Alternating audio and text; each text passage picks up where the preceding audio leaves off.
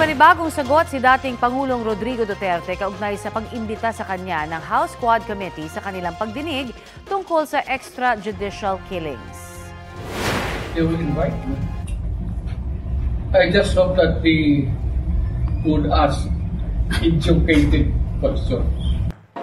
Dati na siyang inimbitahan ng Quadcom pero tumanggi siya noon. Gusto ng Kamara na sagutin ni Duterte ang mga paratang sa kanya kaugnay sa drug war ng kanyang administrasyon, pati linawin kung sino ang nasa likod ng mga umano'y EJK.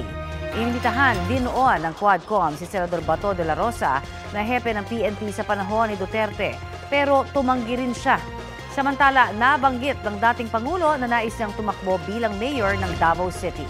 Sa edad niyang 79, hindi na raw niya kayang tumakbo sa national position. Kapuso, para sa mga maiinit na balita, mag-subscribe sa GMA Integrated News sa YouTube. Sa mga kapuso naman abroad, subaybayan niyo kami sa GMA Pinoy TV at sa www.gmanews.tv.